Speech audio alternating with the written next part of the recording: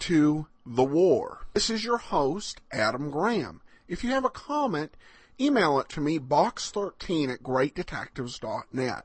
Most of our shows will not be like yesterday, where we had a bunch of clips. We'll do that every now and again, where we have a big event or era to introduce, but usually we'll focus on a single show or series. There was a great deal of cynicism and caution behind America's desire for neutrality and its reluctance at entering the war. Perhaps the most famous and most reprinted example of this reluctance comes from the very first story featuring Superman, printed in Action Comics #1 and Action Comics #2.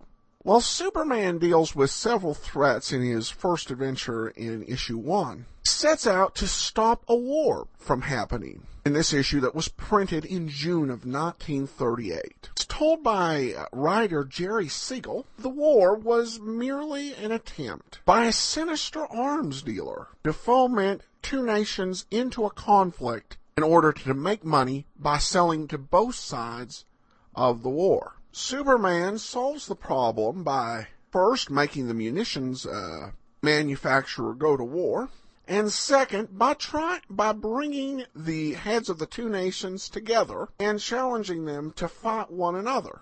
At which point they realize they don't really want to go to war and that they were just being manipulated by the arms manufacturer, and thus the war was averted. The premise at first glance seems kind of crazy. Not just Superman's role in it, but the idea of a weapons manufacturer being the key to starting nations to war. Was this some mere flight of fancy by Superman's writers and creators? It wasn't just in Superman. There's certainly other stories, but this is just the most prominent.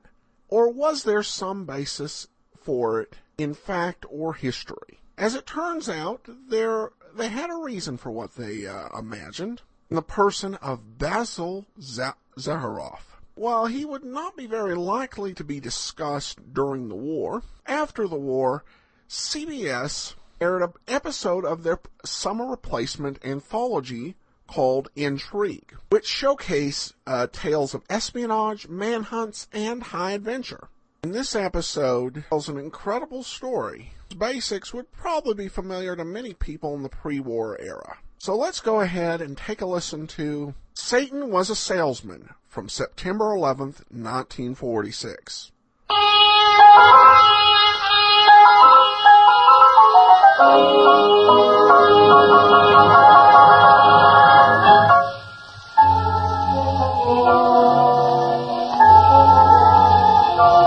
CBS presents Intrigue, tales of espionage, manhunt, and high adventure.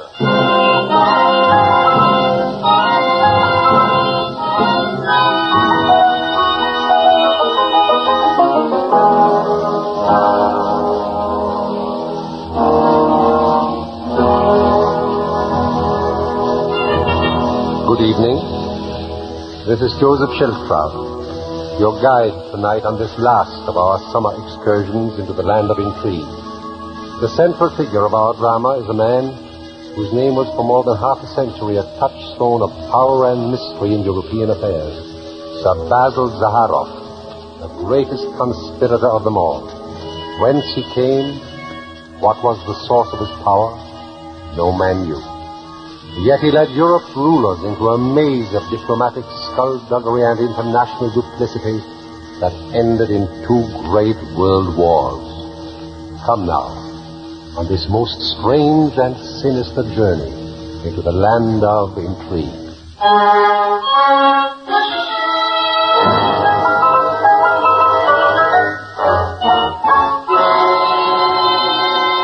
Joseph Schildkraut stars as Sir Basil Zaharoff, the mystery man of Europe, as CBS brings you Satan Was a Salesman.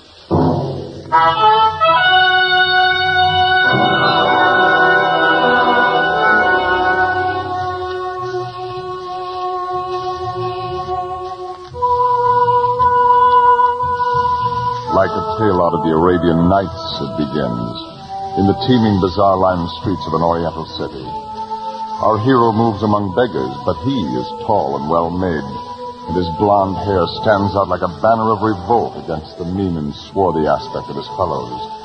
He walks with a firm and arrogant stride, a little red fez cocked at a rakish angle on his handsome head. And on this day, he is to be seen turning in at the gate of a fine mansion in Constantinople's international settlement.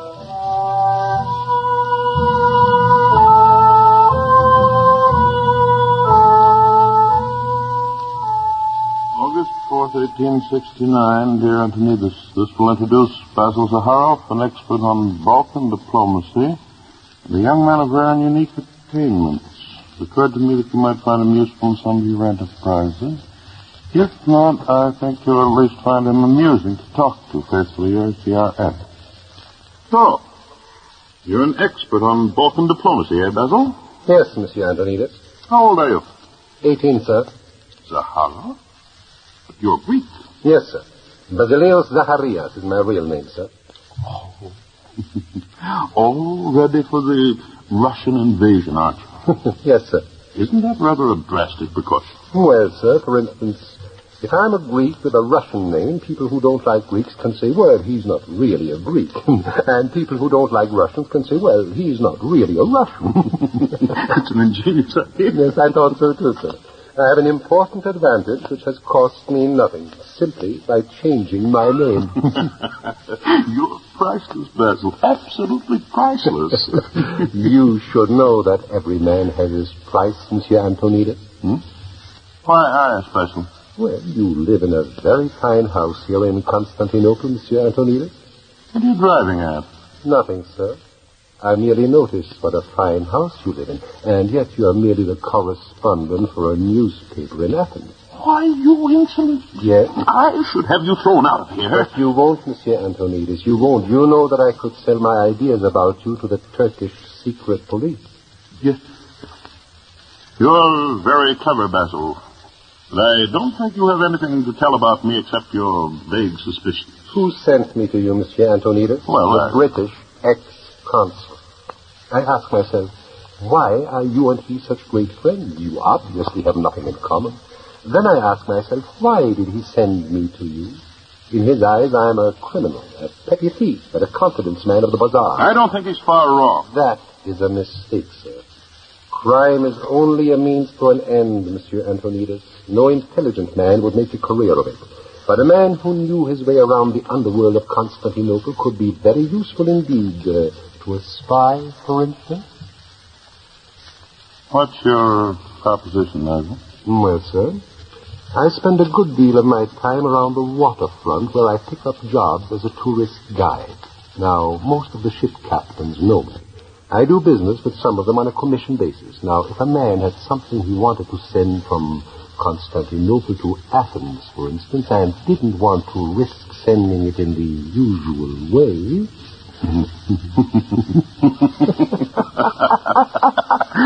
Basil, I think you and I can do business.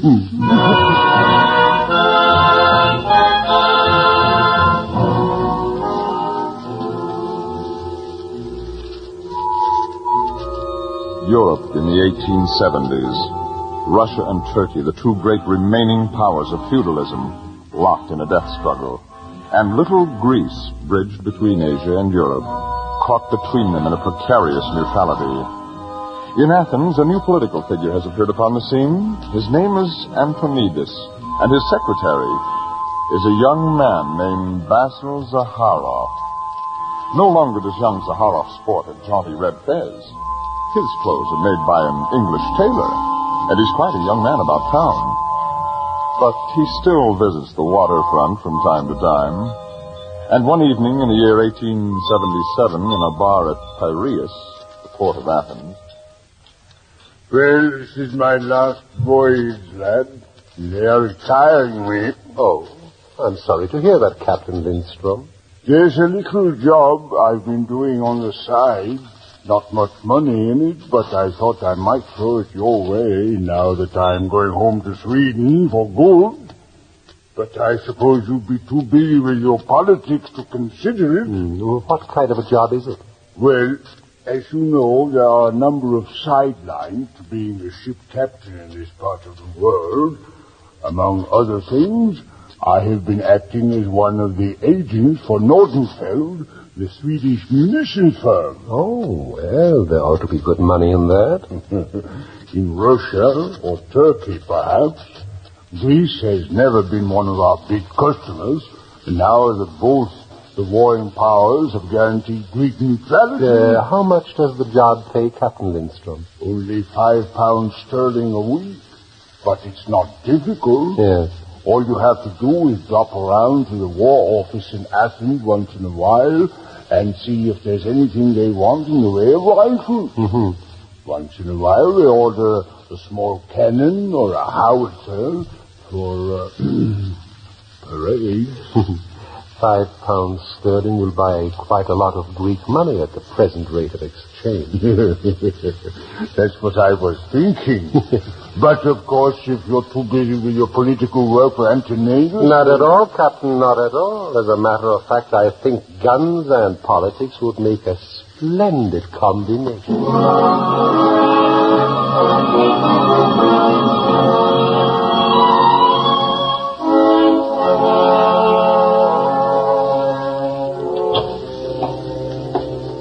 Yes, I remember meeting you now, Zero, at Antonidas' house the night I became Minister of War. Yes, Your Excellency. I was his agent in Constantinople for several years. So you were responsible for that brilliant work. Well, sir, I had no intentions of deprecating Antonidas. As a matter of fact, sir, I have come with a message from Monsieur Antonidas, a message of most urgent and confidential nature. Yes? What is it? Greek neutrality, sir, is on the point of being violated. What's the source of Antonidas' information? I am. You bring me a message from Antonidas based on information furnished by you? That's marvelous. Your Excellency, I have it from no less an authority than Mr. Nordenfeld, the head of the firm I represent, that guns purchased from Krupp with Russian money have been shipped into Bulgaria and are at this very moment being moved up to our northern frontier. This is a disaster. How many guns are there? Oh, I have a list of them right here, sir. This is true. Greece is finished. We cannot hope to match a battery like this. There's one way it might be accomplished, sir. How? It will take weeks to get a shipment here. There's a ship lying offshore outside the harbor at this moment awaiting my orders. It's carrying a cargo of guns and artillery that would more than match the new Bulgarian batteries. Yes? But, alas, the shipment, sir, is consigned to the Turkish army. Did you say this ship is awaiting your orders? That's correct. Then order it into the harbor. As a Greek, it is your duty to let us have those guns. Why, it might cost me my job. How much does Nordenfeld pay you?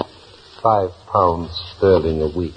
Is the price of your patriotism £5 sterling a week? No, I was thinking of a somewhat larger sum. And that is? £1,000 sterling in cash. Young man, you'll come to a bad end. Yes, that may be, Your Excellency, that may be, but somehow or other, I must make a beginning.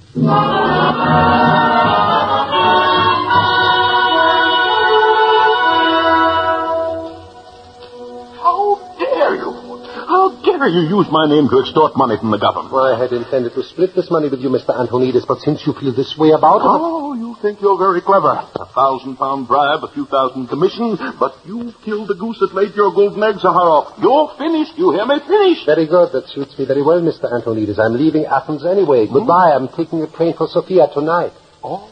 Now, I suppose you're going to try to sell a bigger shipment of guns to Bulgaria by showing them the receipts from the Greek shipment. I'd be a fool if I didn't. Oh, it'll be another few thousand, but there it ends. When you're found out, your name will be poisoned in both countries.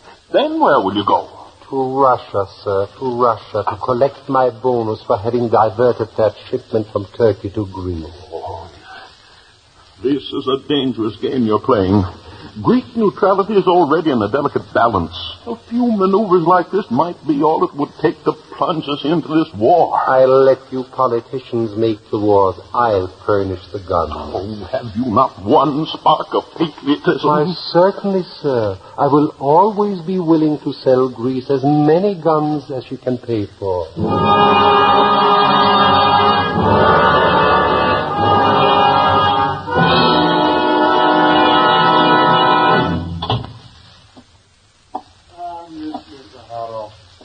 welcome to Stockholm. Congratulations on those magnificent sales to Greece and Bulgaria. Thank you, sir. Tell me, how did you manage it? Oh, I studied some of the principles of salesmanship, Mr. Nordenfeld. Indeed, you must have. I don't mind telling you I consider you our most valuable salesman at the present time. Thank you, sir. I am even considering granting you a rise in salary, say, to £10 a week. Oh, well, that is most generous of you, Mr. Nordenfeld. And I'm giving you a chance to triple that if you succeed in the new mission I have in mind for you. Yes, what is that, sir? I am sending you to Paris on a job of a most confidential nature. Briefly, this is the problem. Yes. Some mysterious personage has been cornering Nordenfeld stock through some rather unethical maneuvering on the bourse. I want to find out who that man is. And when you find out? I don't know what I shall do, but unless we put a stop to his operations, I shall wake up some morning and find myself with a new partner. This firm has always been in the Nordenfeld family, Monsieur Zaharoff. It would be a terrible blow to me and to Sweden should it fall into the hands of foreign speculators. I'm sorry you take this narrow view of it, Mr. Nordenfeld. Eh? What's that, Zaharoff? The man who's been buying your stocks in Paris, your new partner, sir, is myself. You? You're joking, of course. No, Mr. Nordenfeld, not at all. I'm your new business partner. Congratulations. I'm glad. Whom are you acting as agent for? Basil Zaharoff. But that's ridiculous. How on earth could you manage to raise all that money? Now, look, there's no reason we shouldn't know each other's secrets now that we are partners, Mr. Nordenfeld. The checks for the Bulgarian orders were made out in my name at the insistence of the Bulgarian minister, of course, sir, and deposited in my personal account in Paris. You embezzled... No. I borrowed it for a few days only, bought Nordenfeld stock, forced it up, and borrowed against the stock I hold to repay the loan. Sir, you will find my accounts with you accurate to the penny. Of all the dishonest reprimands... Now, Mr. Nordenfeld, if we are to be partners, we had better be friends. If you show a cooperative spirit, you will have no cause to regret our association. Now then, to begin with, sir, our production must be greatly increased. Austria-Hungary is arming as fast as she can, and we must be able to supply her. As soon as we have completed the reorganization of our company, sir, I am leaving for Vienna to close our deal with the Austro-Hungarian government. Not so fast, Zaharoff. You've made a very clever beginning, but selling to a great empire is not quite the same as selling to little Balkan countries. The great powers will buy only the newest contrivances, the most up-to-date weapons. Quite, sir, quite. We will supply them. I'm not so sure we can.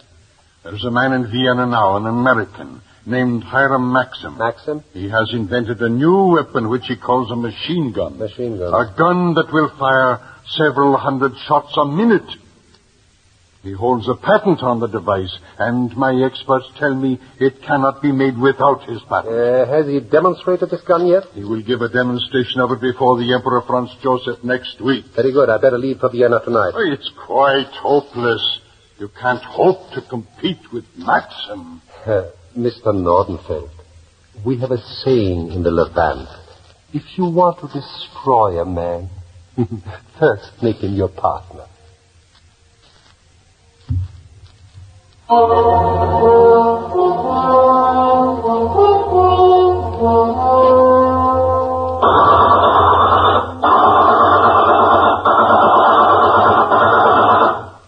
An astounding invention, Mr. Maxim. Yes, this certainly beats anything Nordenfeld has shown us, Mr. Zaharoff. Your Majesty, it fires rapidly, but you can't win a war with one gun. How many of these can you deliver, Mr. Maxim? Well, Your Majesty, I'd have to take some time. Yes, precisely, Your Majesty, precisely. A weapon like this, sir, with hundreds of precision parts put together with the art of a jeweler. Mr. Maxim, how long did it take you to construct this one model? Well, 3 years. Yes, thank you. Just as I thought. You see, Your Majesty, brilliant as Mr. Maxim's invention is, it's thoroughly impractical, I'm afraid. To manufacture in sufficient quantities to equip a great army such as yours, Your Majesty, why, it simply couldn't be done. Now, look here, Mr. Zaharoff. There's something in what Mr. Zaharoff says, Father. Yes. Yes, I never thought of that. It is a fascinating toy, Mr. Maxim, but I'm afraid that's all it ever will be. Good day. Your Majesty. Good day. Your Majesty. Better luck next time, Maxim. Next time. You realize that I invested my life savings in that demonstration today? I haven't even got the fare back to the States. Oh, I'm sorry. If there's anything I can do, I'd be very happy to advance you a small amount for the steamship fare. Second class? Oh, I'll just bet you would. Now, I'm not taking any of your charity, see? I'm going to stay here and fight. Supposing you succeed in getting an order for your machine guns, where will you get the capital to build a factory? If I can show an order for 100 or more, any bank in Europe will finance me, and you know it. Why be content with 100? If Austria orders 100, England will order 1,000, Germany will order 5,000, and France will order 10,000. The race will be on. But you haven't even a plant. It will be a year at least before you can get into production. I'd rather not make too many of them anyway. Good heavens, man, are you completely mad? It would be madness to use a weapon like this on such a large scale. Casualties on both sides would be unthinkable. It's the business of statesmen to worry about casualties. You and I merely furnish the guns. If they're stupid enough to kill each other off with them, it's none of our affair. Sorry, I can't see it that way. Look at it this way. With this invention, you can buy into every armament firm in Europe, Maxim. In a position like that, you could exercise influence over the governments. You could certainly control the production of arms. But I'm not an international financier. I'm only an inventor, an engineer. I could make you the most powerful man in Europe overnight. No, that's a crazy way to talk. It would be easy. Come now, Maxim. Listen, as competitors, we only do each other harm. Why not be partners? Oh, what's in it for me? Oh, a full partnership in Nordenfeld. But I thought you were just a salesman. Yes, I am. And that's why I can offer you with confidence a full partnership in Nordenfeld of Sweden. No strings attached, you understand. It will be Maxim and Nordenfeld tomorrow. Your name first. Well, Maxim, how about it? All right, Zaharov. Let's be partners.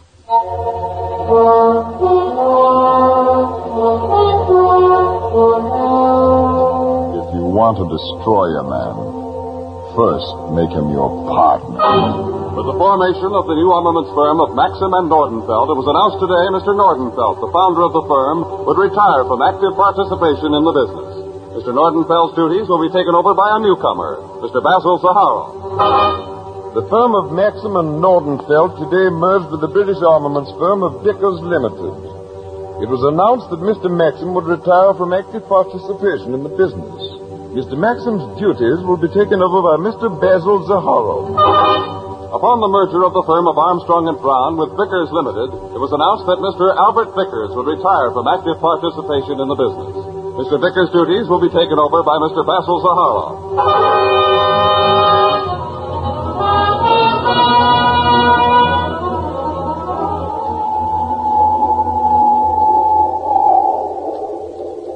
Excuse me, mademoiselle, is this place taken?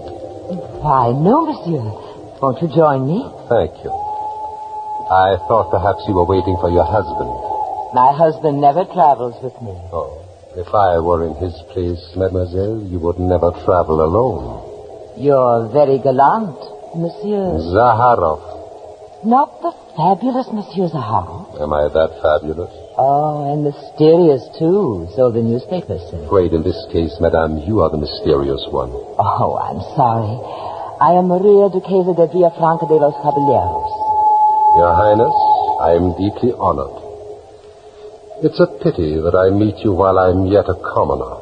Oh, you expect to receive a title? Well, after all, madame, I can't marry you without some sort of title. But, monsieur, you've only just met me. Yes, I know. I'm very good at snap judgments. I've never made a mistake. Never made a mistake? No. Why, you're not even human. Some people insist that I actually am the incarnation of Satan.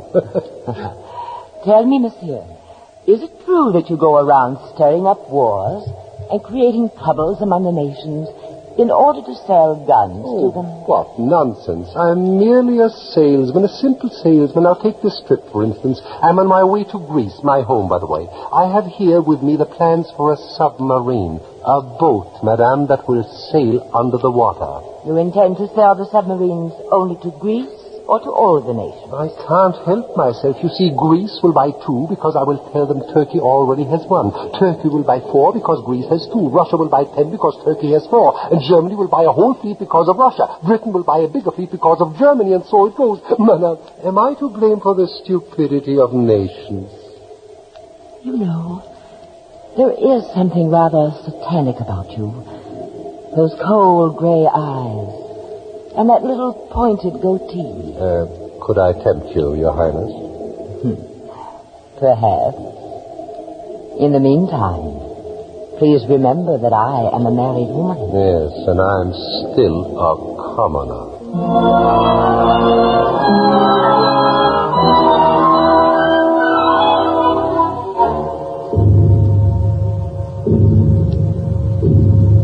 25,000 guns.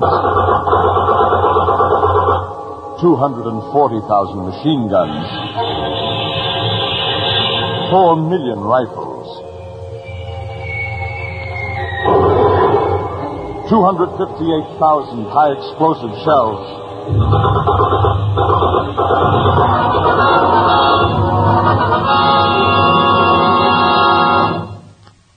3,190,135 British casualties. Such were the services of Basil Zaharoff to the British Empire in the First World War. And his reward? Basil Zaharoff, for extraordinary services to the Empire in time of war, and for assistance in the preparation of our peacetime defenses, I dub thee Knight Grand Cross of the British Empire. Arise, Sir Basil.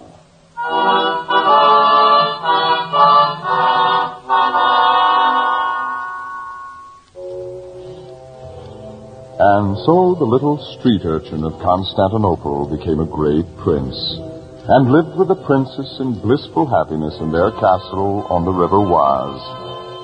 If death had not claimed the princess, they might have lived happily ever after, and there might have been no World War II. But before many years had passed, the goat-bearded gentleman with a satanic face once more appeared in the capitals of Europe, and the very sight of him struck terror to the hearts of well-meaning statesmen. Once more, the name of Basil Zaharoff began to make news.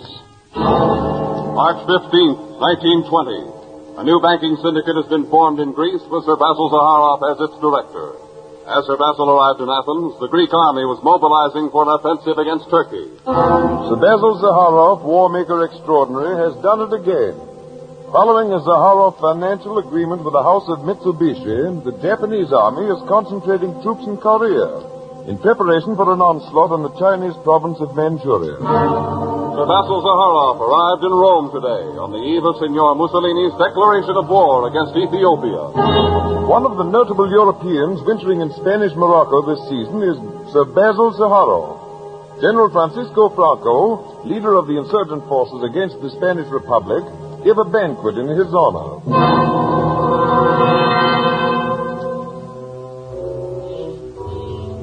He had the stage set for his second great war. But he was not to live to see it through. In 1936, socialites arriving early for the season in Monte Carlo noticed a petulant old man in a wheelchair being trundled about the grounds of the Hotel de Paris. Only a few realized that he owned the casino in which they had come to gamble, and was the undisputed dictator of the soil upon which they trod.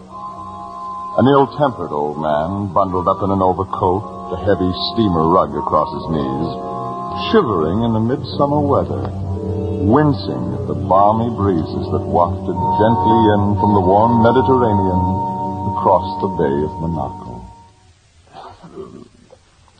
Seems to me the winters are not so warm here as they used to be. Yes, Sir Basil. Look at those fools rushing up to the casino to lose their money. Why don't they save it and invest it? They should do that, shouldn't they, Ulrich? Yes, Sir Basil.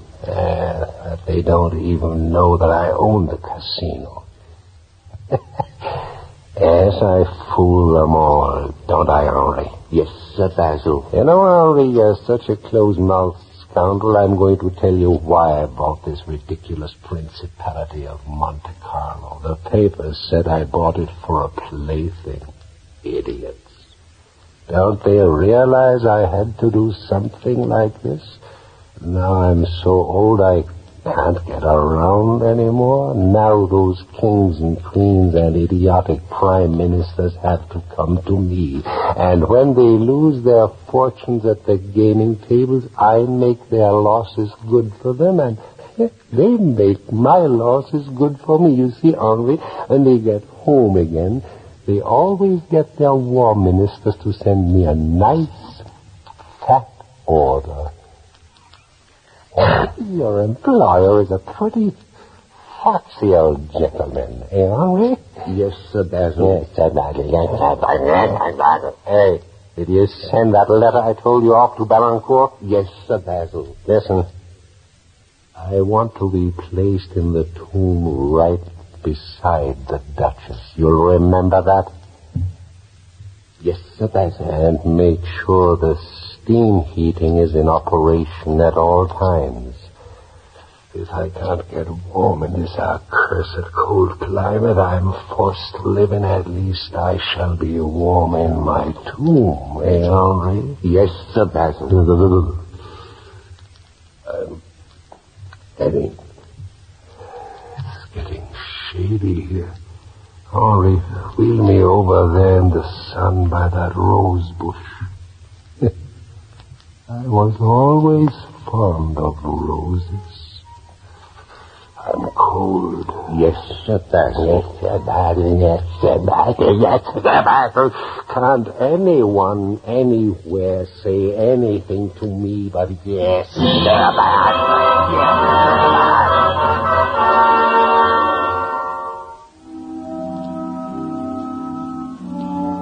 It is a gray November day in the year 1936. The Chateau de Balancourt, near Pontoise in France. A long black car decked with funeral plumes moved slowly up the long, winding road. In the funeral car, in a severely plain ebony box, lie the mortal remains of the master of Balancourt, Sir Basil Zaharoff. Knight, Grand Cross of the British Empire. Knight, Grand Cross of the Bath. Grand Cross of the Legion of Honor. Member of the Order of Franz Joseph. Recipient of the Kaiser Wilhelm Medal. Grandee of Spain. Greek Order of the Savior. Order of the Ottoman Empire. And Regent of Monte Carlo.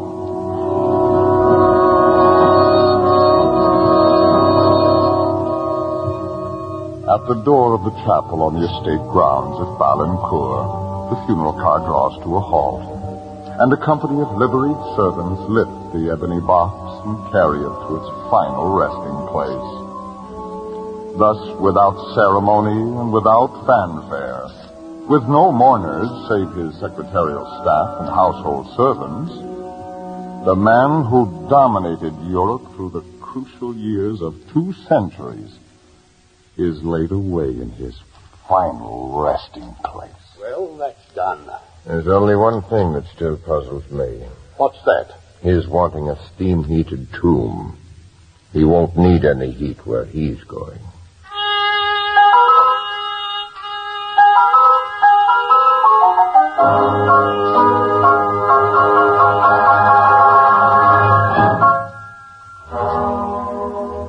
This is Joseph Schildkraut, your guide tonight on our final journey into the land of intrigue. I hope you have enjoyed these summer excursions as much as I've enjoyed acting as your guide. I wish to thank Frank Graham, the narrator on tonight's show, also Tom Collins, Lou Merrill, Ann Stone, Jay Novello, Pat McGeehan, Alec Harper, George Neese, Norman Field, and James Matthews, who have been more or less regular members of our company. For the words of Robert Tallman and the music of Lud Gluskin, my thanks for a job well done. To Charles Vanda, a great bouquet for his production guidance. Good night, and goodbye for now. This is CBS, the Columbia Broadcasting System.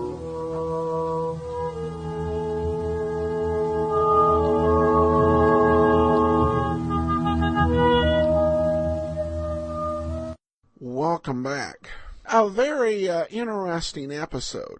Listening to it, we definitely have the feeling that Zaharoff's critics, particularly the writer, may have been oversimplifying a lot of European politics in terms of putting the whole blame for both world wars on Zaharoff.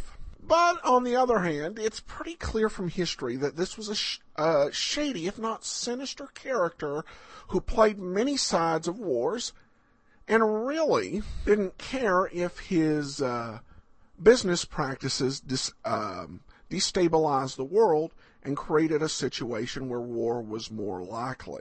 And I think that this character probably gave a lot of Americans pause. We heard Herbert Hoover in episode 1, and whatever you think of Hoover, he was a very knowledgeable man. He was very wary of America being manipulated into a war. And I think many Americans were just as cautious. It would require much convincing before they would commit their children to service in another world war. That's all for today. Send your comments to box13@greatdetectives.net.